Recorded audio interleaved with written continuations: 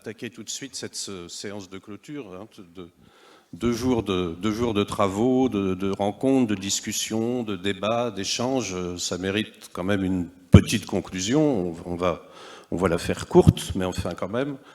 Il y a un certain nombre d'enseignements à tirer de ces rencontres nationales plastiques changement de cap. Donc nous avons avec nous évidemment Stéphane Maby, directeur général de Brestem, Joëlle Colosio, qui est vice-présidente de l'ADEME, directrice exécutive de l'ADEME et qui représente le président. Les deux choses se sont entrées en collision. Et puis évidemment, Madame Chabot qui est avec nous et que nous remercions de nous consacrer un petit peu de temps et de poser sur nous un regard à la fois attentif et bienveillant. Et donc, comme sa fenêtre de temps est assez réduite, sans plus tarder, je vais lui laisser la parole. C'est à vous, madame. Écoutez, merci. Bonjour à tous. Je suis très impressionnée. J'imagine qu'effectivement, j'arrive dans une grande salle. Là, je suis dans mon bureau. Je viens tout juste de rentrer de Lisbonne, où se tenait la conférence des Nations Unies sur l'océan. Et donc, malheureusement, je n'ai pas pu me joindre. Je pense que ça m'aurait passionné parce que ça fait des années que je m'intéresse à la problématique qui vous a mobilisé pendant 2 jours. Et j'aurais certainement appris beaucoup de choses. Alors, donc merci pour votre invitation. Je voulais, et donc à Lisbonne, bien évidemment, c'est une thématique qui a été traitée parce que, comme vous le savez, a été décidée annuellement cette année par les Nations Unies, enfin, et c'est quand même une information incroyable, d'aboutir à un traité pour la maîtrise des plastiques, pour lutter contre les plastiques qu'on retrouve dans la nature et notamment dans l'océan, d'ici fin 2024. C'est quand même une belle nouvelle, et je suppose que vous en avez parlé. À Lisbonne, il y a eu plusieurs interventions, plusieurs événements parallèles, indépendamment des engagements que les États ont pu prendre. Et je n'ai pas encore la totalité des engagements qui ont été pris, mais bien évidemment, aujourd'hui, en général, toutes les parties prenantes interviennent pour évoquer la lutte contre les plastiques. Alors, moi, je voulais aussi rappeler que c'est les plastiques que j'ai pu voir en mer il y a 30 ans qui sont à l'origine de mon engagement pour l'océan. Et ça, je peux vous dire qu'en 91, quand j'ai couru la Mini Transat, non pas au départ de Brest, mais au départ de Douarnenez, de trouver des plastiques, des déchets, notamment du polystyrène, parce que ça a dû être dit par plusieurs personnes, j'imagine, pendant ces 2 jours. Vous avez 1% des plastiques qui restent en surface uniquement, et le polystyrène fait partie des matériaux qui flottent. Alors, c'est un des matériaux, avec les bouteilles plastiques, que j'ai le plus vu en mer. Mais il y a 30 ans, c'était une pollution dont personne ne parlait. On s'intéressait plus. On avait l'impression que la grosse pollution à l'époque, c'était plutôt les marées noires. Et du reste, c'est intéressant de regarder qu'on a réussi, grâce à la réglementation, à réduire ce fléau des marées noires, même si ce n'est pas complètement, et des déballastages ou des dégazages, même si ce n'est pas complètement réglé partout.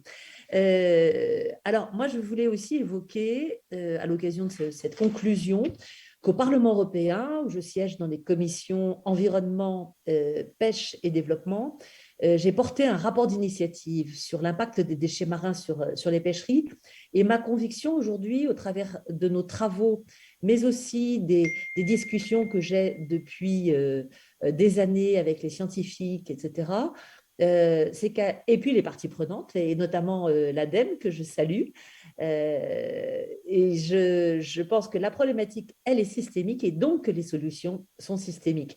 Donc, je pense qu'à l'heure où on en est vraiment à la partie solution, je pense que de l'amont à l'aval, il faut véritablement essayer de travailler dans tous les compartiments du jeu, à commencer par, je pense, une réduction des polymères. Je pense qu'il y a une véritable question à se poser sur les matériaux qu'on utilise.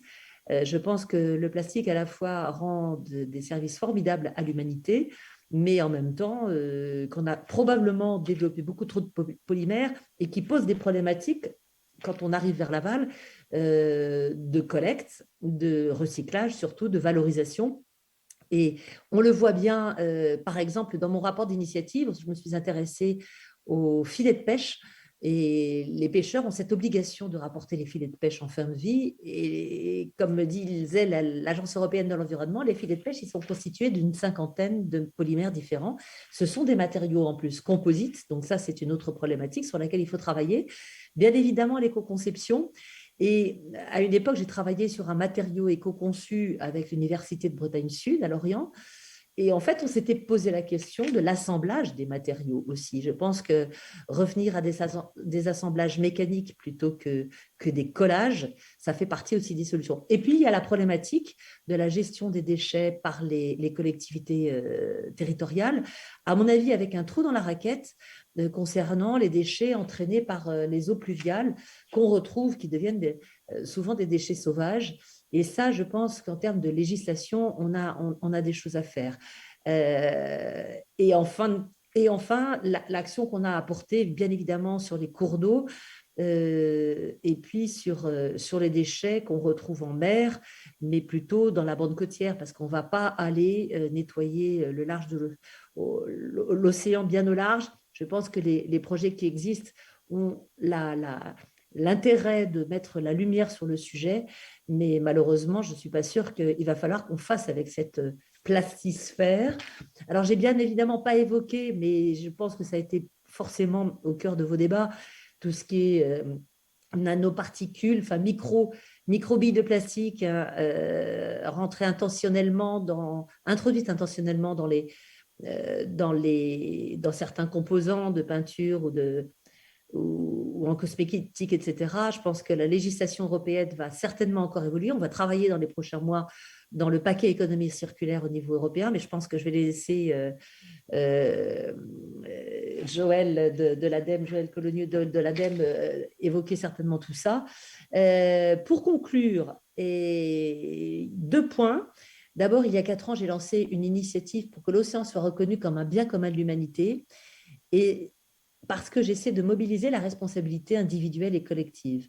Et c'est cette responsabilité individuelle, la mienne et la nôtre à tous, c'est ce sentiment que j'ai ressenti il y a 30 ans quand j'ai vu les déchets en mer. Et je pense qu'il faut qu'on arrive à mobiliser cette responsabilité. Ça n'est pas que les collectivités, que les États, que l'ADEME, que les entreprises, c'est aussi des citoyens aux chefs d'État, enfin aux États et aux institutions à agir, bien évidemment au secteur économique, ça y a un gros sujet. Il y a des sujets sur l'exportation, je n'ai pas évoqué sur l'exportation et la fin de l'exportation. Hier, à l'occasion de l'intervention d'Emmanuel Macron en conclusion du sommet de l'océan, est intervenu le président de CMA-CGM qui a rappelé l'engagement qu'il avait pris à Brest au One Ocean Summit d'arrêter de transporter des déchets exportés dans les pays tiers. Donc, c'est ce type de solution qui me semble faire partie de l'intégralité, on va dire, du grand faisceau de solutions qu'on doit mettre en œuvre. Et puis, le deuxième mot, c'est pour vous inciter à voir le documentaire Cher Plastique qui a été réalisé par Dorothée Adam. J'ai eu l'honneur de prêter ma voix à ce documentaire qui fait 52 minutes, que je trouve vraiment très bien réalisé. Probablement certains d'entre vous l'ont déjà vu et je crois qu'il sera prochainement diffusé sur LCP. Il a reçu des Green Awards à Deauville. Voilà, merci encore. Il y aura encore beaucoup de choses à dire, mais j'imagine que vous en avez déjà beaucoup dit et je vais laisser la parole à vous-même et à Joël. Merci. Merci à vous, Catherine Chabot. Merci bien.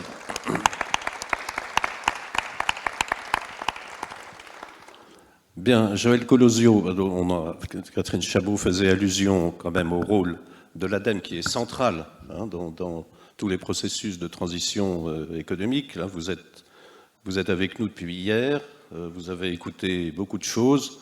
Qu'est-ce que vous avez à nous dire, en fait, en guise de message de conclusion, ou en tout cas de grands enseignements qu'on peut tirer de tous ces débats que nous avons eus depuis hier. Merci beaucoup Catherine de ces éléments qui posent vraiment ce sur quoi on doit avancer plus rapidement peut-être qu'on ne l'a fait jusqu'à aujourd'hui. En tout cas, à l'ADEME, on est sur ce sujet des plastiques à travers les actions qu'on conduit depuis plus d'une vingtaine d'années sur le sujet du tri, du recyclage, et on accélère aujourd'hui pour permettre vraiment le recyclage de tous les plastiques à la fin de l'année. En tout cas, le tri à la source. Donc, c'est des avancées. Juste pour rappeler quand même qu'il y a deux sujets autour des plastiques. Il y a les plastiques qui sont une avancée dans plein de domaines, et donc on n'est pas sur la fin des plastiques, de l'usage. Par contre, on est sur la fin du plastique à usage unique, on est sur la fin du développement peut-être de multipolymères qui sont ingérables après à retraiter, et puis on est sur la prévention, la gestion de cette matière qui, via les fleuves, se retrouve dans les océans. Et je rejoins tout à fait ce que disait Catherine. La problématique vient aussi de comment on arrive à réduire au maximum la présence de ces plastiques de manière anarchique un peu partout. Et donc ça se fait à la fois par des prises de conscience, comment on accompagne, comment on fait changer les comportements. Je pense qu'on est tous acteurs du changement. Les industriels qui vont dans l'innovation et donc produire des bioplastiques, des biopolymères, etc. Les collectivités, par leur rôle de décideurs, d'organisateurs, donc comment ils avancent encore plus vite, et puis les citoyens. Donc c'est en faisant avancer l'ensemble de la chaîne qu'on arrivera à réduire, à solutionner ce sujet des plastiques qui va nous prendre quand même encore pas mal d'années. Quand on fait des choses, ça avance. J'ai quelques chiffres de ma direction régionale. En Bretagne, la Bretagne est une des premières régions en France sur le tri des emballages. Et la collecte des plastiques, c'est environ presque 8 kilos d'emballages plastiques triés par chaque Breton en 2020. La moyenne française, c'est 5 kilos. Donc, déjà, bravo. Mais ça veut dire que peut-être qu'ici, il y a tout un travail qui est fait par les collectivités, par les acteurs pour aller plus vite. Et c'est ça qui fait décoller aussi la collecte et derrière le recyclage. Les 2 journées, là, c'était changer de cap. Donc changer de cap, c'est comment on passe à autre chose. Donc comment on prévient plus, comment on est encore plus dans la sobriété. Dans nos scénarios de transition à 2050, on a un volet sur la matière et sur les plastiques. Et ce qu'on voit, c'est que si on substitue à usage et à quantité égale, si on veut réduire les plastiques, en fait, on déporte le sujet sur d'autres matières, en matière d'emballage, donc papier, carton, etc. Donc la substitution ne suffit pas. Il y a vraiment d'abord un enjeu de sobriété. Et de sobriété heureuse, puisque ce matin, on remettait les trophées bretons du développement durable, et c'est à des acteurs qui œuvrent sur la transition écologique, et les trophées étaient produits par des jeunes lycéens, etc., à partir de matières recyclées. Et c'est vrai que tous ces objets mémoriels, etc., sont souvent en plastique, et repenser, et donc réfléchir, agir de manière systémique, je rejoins ce que vous disiez, Catherine, on est vraiment là-dedans. Le plastique, on n'y est pas, on ne va pas traiter le sujet tout seul. Il s'inscrit vraiment dans une globalité de passage à l'acte, d'évolution de comportement. Et en changeant de comportement, en ayant un autre regard par rapport à ces sujets-là, aujourd'hui, les plastiques sont présents partout, tout le monde s'en offusque. Et donc, plus on prend conscience, plus on agit, et du coup, toute la chaîne amont évolue. Et on croit beaucoup à cela à l'agence, parce qu'on l'a vu sur d'autres enjeux. On peut accélérer, aller beaucoup plus vite dans la transition en embarquant tout le monde. Ça, c'est vraiment quelque chose que je voulais souligner. Après, pour redevenir sur des choses sur lesquelles on agit, je parlais tout à l'heure du tri qui, grâce à l'accompagnement des unités de tri qu'on fait depuis une dizaine d'années, on va permettre ce tri à la source. Il y a aussi des solutions. Les solutions qu'on met en place, on en a parlé, on a une plateforme aujourd'hui qui s'appelle Solutions Plastiques, qu'on a développée notamment sur le travaux qu'on fait sur la Méditerranée. Alors, je ne sais pas si on peut voir, voilà. Donc, ces solutions aujourd'hui existent pour les collectivités notamment. On peut agir. Chaque collectivité peut se saisir du sujet pour surtout prévenir, réduire, passer à l'acte. Et l'ADEME est là pour vous accompagner et avec des partenaires pour vous coacher. Et je pense que c'est important parce que des fois, on peut se trouver démunis par rapport à ces substances qui se retrouvent de manière inopinée un peu partout. Donc là-dessus, que ce soit des filets, que ce soit des déchets en bord de mer, que ce soit tous les plastiques à usage unique en bord de plage, etc. Donc voilà, il y a des solutions et ça, c'est important. Et je voulais vraiment les mettre en visibilité. Dernier point,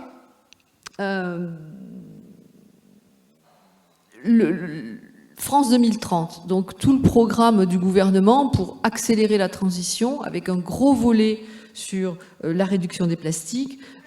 Aujourd'hui, le 1er juillet, se clôture la première échéance de l'appel à projet sur le recyclage chimique du plastique.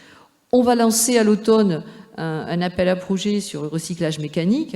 Ces deux appels à projet, c'est 300 millions d'euros dédiés pour accompagner les industriels dans l'évolution sur le traitement, le recyclage chimique et mécanique des plastiques.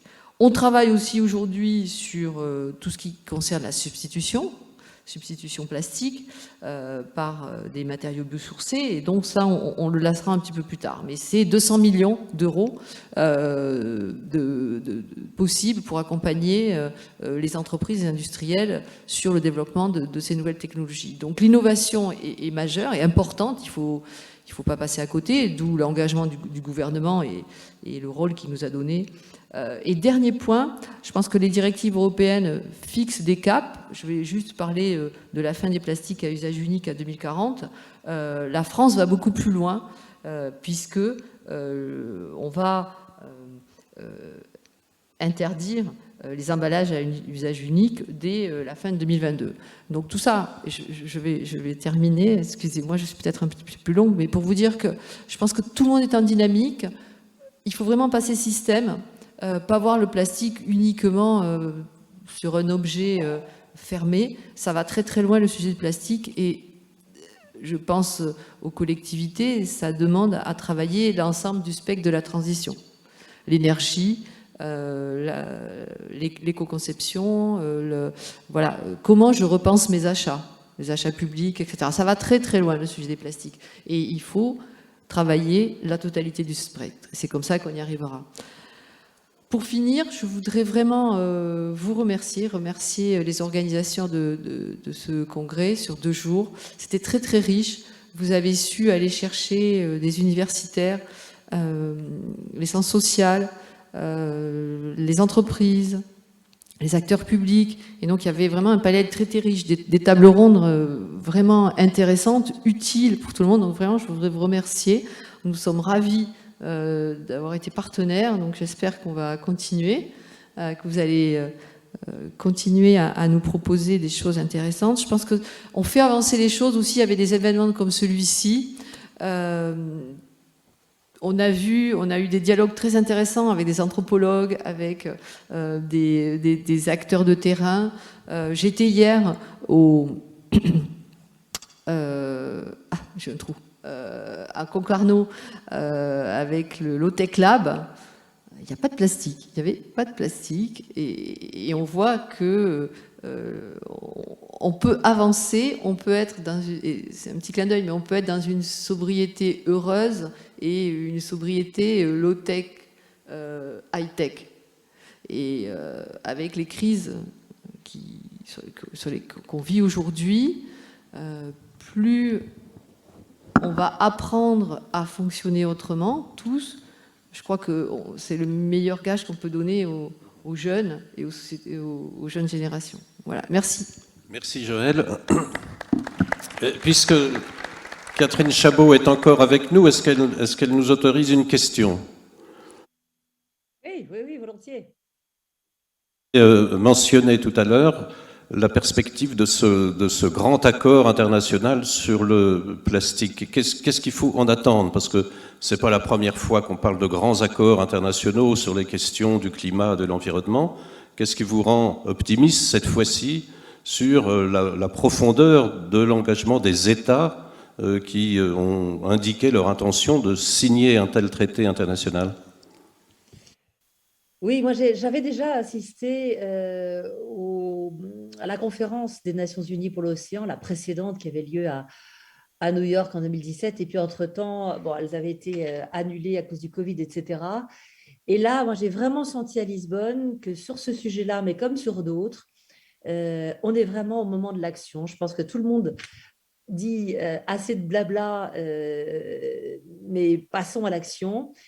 Mais maintenant, il faut des financements, il faut soutenir et accélérer les innovations, parce que quand on dit qu'il faut changer de comportement, il faut impérativement... je pense que c'est une opportunité pour réinventer beaucoup de choses, et je pense que je rejoins l'optimisme aussi de Joël et le concept de sobriété heureuse, parce que je pense que même dans cet exercice où il va falloir réinventer beaucoup de choses et travailler aussi sur nos comportements, eh bien, moi, je sais que mes années de course au large m'ont montré à quel point l'individu était adaptable, que face à des contraintes naissait l'innovation.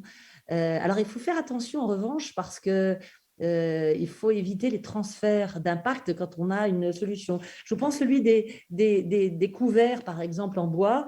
Moi, en ce moment, je refuse tous les couverts en bois parce que, par exemple, là, dans l'avion, on m'a proposé un couvert en bois, mais moi, j'ai toujours j'ai toujours avec moi dans mon sac, eh bien, ma petite fourchette qui, elle, est métallique et ça permet de... Voilà. Sur les traités, je pense je pense que les États sont motivés parce que vous avez notamment des États à travers le monde, dans les pays en développement, qui sont submergés par les plastiques. Et je crois qu'il y a énormément de parties prenantes, notamment poussées par des ONG, des acteurs locaux qui ont vraiment envie d'agir. Et je pense qu'il faut se poser pas mal de choses. Et je pense que c'est des questions qu'on devrait se poser en France et à l'échelle européenne.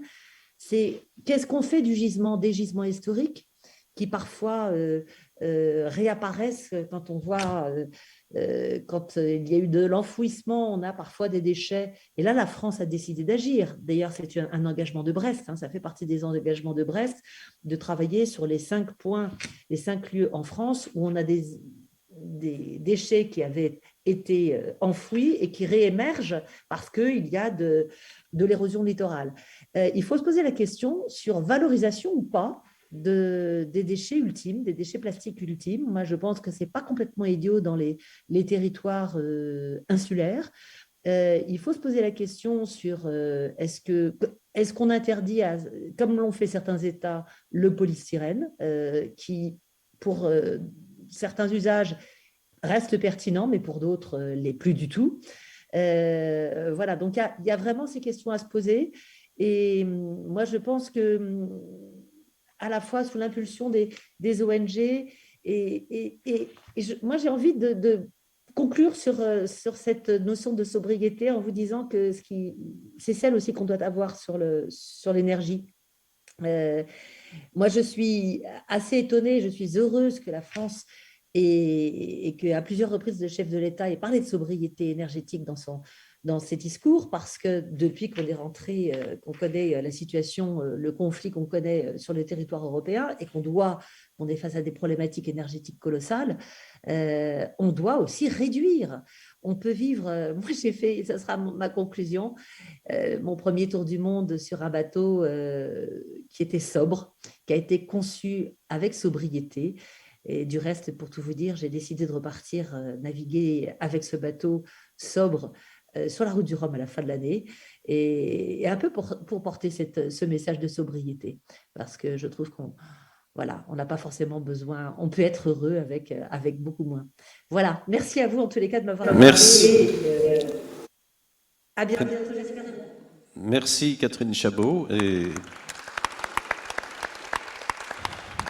voilà, cher Stéphane Mabille, donc directeur général de Brestem, d'abord merci pour cet accueil que vous nous avez réservé. Donc vous êtes l'hôte de ces lieux, vous êtes l'organisateur de ces rencontres. Il est donc plus que naturel que le mot de la fin vous revienne. Merci. D'abord, je voudrais remercier tous les partenaires qui ont permis que cet événement existe. Brest Métropole, Rennes Métropole, la région Bretagne, le département du Finistère, l'ADEME, le Crédit Agricole du Finistère, Guyot Environnement, le Crédit Mutuel Arkea et la BOCEA. Je remercie également le député finistérien Didier Legac qui nous a soutenus dans l'organisation de cet événement. Je remercie bien sûr tous les intervenants de très grande qualité qui permettent que cet événement fasse date. Je remercie les exposants qui étaient présents pendant ces 2 journées et puis vous, les congressistes, qui ont été assez nombreux sur cet événement puisqu'on a comptabilisé pas loin de 700 entrées sur ces 2 jours. Brestem, c'est une société d'économie mixte qui est présidée par Stéphane Roudotte et qui accueille ou organise pas loin de 700 événements par an et qui reçoit environ 2 millions de personnes par an. On s'est certifié, engagé RSE et on s'est dit que demain on avait le devoir d'organiser des événements à impact. Parce qu'il faut aussi qu'on soit exemplaire et qu'on propose demain une batterie de solutions à nos publics. On a la chance d'être sur un territoire qui est tourné vers la mer, qui est riche de son écosystème. Vous avez entendu parler du campus mondial de la mer, et qui, à travers cet écosystème, reçoit des événements assez extraordinaires. Le One Ocean Summit, bien sûr.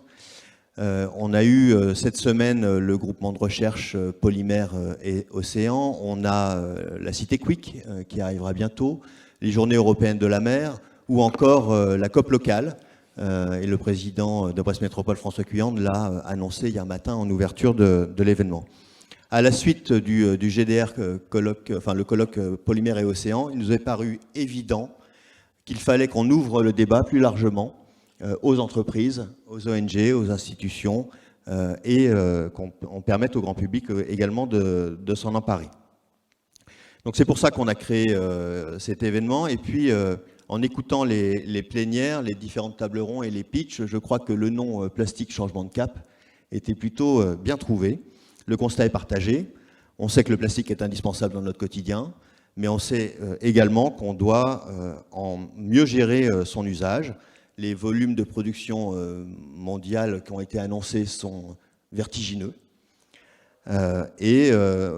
Pour autant, l'éducation, le partage des connaissances, la compréhension des enjeux, la prise de conscience de l'impact de la pollution plastique sur l'environnement et sur la santé sont des sujets qu'il va falloir continuer à développer. Nous avons à travers ces rencontres compris que la science avance vite, que les innovations s'accélèrent et que la législation récente, et Catherine Chabot en témoignait, est de plus en plus offensive et c'est porteur d'espoir. Donc les solutions sont à la fois globales et locales, elles ne peuvent pas être les mêmes partout. Et on a également entendu que le citoyen n'est pas, et de loin, le seul responsable. Comment peut-on réduire en travaillant sur l'usage et comment peut-on faire en sorte que le consommateur perçoive une valeur qui soit différente de la valeur économique uniquement du produit? La question du tri est cruciale, celle du recyclage aussi, mais j'ai entendu également que la notion de volume de produits recyclés et réellement recyclés était extrêmement importante. Nous avons évoqué le biosourcing, la biodégradabilité et aussi la question de la durée de la biodégradabilité d'un produit. Et puis l'étude de modèles socio-économiques pour appréhender les causes de pollution mondiale. Je ne vais pas tout citer. Notre objectif à travers l'organisation de cet événement était d'avoir une vision à 360 degrés des grands enjeux, de déchiffrer. Et je pense que cette première édition de ce point de vue est une réussite. Nous souhaitions également permettre des rencontres, permettre des échanges entre des acteurs qui n'ont pas forcément l'habitude de se rencontrer et le tout pouvant amener demain à des collaborations. Et finalement, nous avons permis ici la rencontre des parties prenantes sur le sujet des plastiques. Alors la question qui se pose, c'est demain, ce que nous allons faire. Peut-être très rapidement, et je remercierai un partenaire qui fait partie de Brestem, Oceanopolis et Oceanopolis Act, qui demain organise un ramassage des plastiques, et vous pouvez encore vous inscrire sur les plages autour de la rade de Brest. Et l'idée n'est pas seulement d'aller ramasser les plastiques, mais avec des médiateurs scientifiques d'Oceanopolis, de comprendre quels sont les enjeux et de comprendre pourquoi ça impacte aussi fortement la biodiversité. Donc demain, nous devrons continuer à traiter ce sujet. Je crois qu'on est ici à Brest et en Bretagne pionniers sur le traitement de cette problématique. Vous l'avez rappelé notamment à travers la qualité du tri qui peut être fait, mais au-delà sur cet événement. Et nous allons vous solliciter rapidement pour avoir des retours, savoir ce que vous avez apprécié pendant cet événement, ce que vous aimeriez voir développer prochainement. Et l'année prochaine, nous aurons ce même événement qui se produira à Rennes en partenariat avec Destination Rennes. On est aujourd'hui dans une ambition qui est de faire grandir cet événement pour passer à des prises d'engagement, à des chartes. Et puis je crois que, et globalement c'est ce que vous avez également rappelé Madame Colosio, nous sommes maintenant au temps de l'action et au temps des solutions. Alors créer un événement comme celui-là, je peux vous dire que c'est un vrai défi, c'est beaucoup de stress pour les équipes et il est grand temps pour moi de remercier toutes les équipes qui ont organisé cet événement, et parce qu'on va faire une photo de famille, et donc je vais appeler toutes les équipes de Brestem, les équipes de Brest Arena, les équipes des Rois Mages, l'agence Les Rois Mages qui a permis aussi de contribuer à tout le volet éditorial de ce projet, de ce congrès, de nous rejoindre sur scène. Merci beaucoup.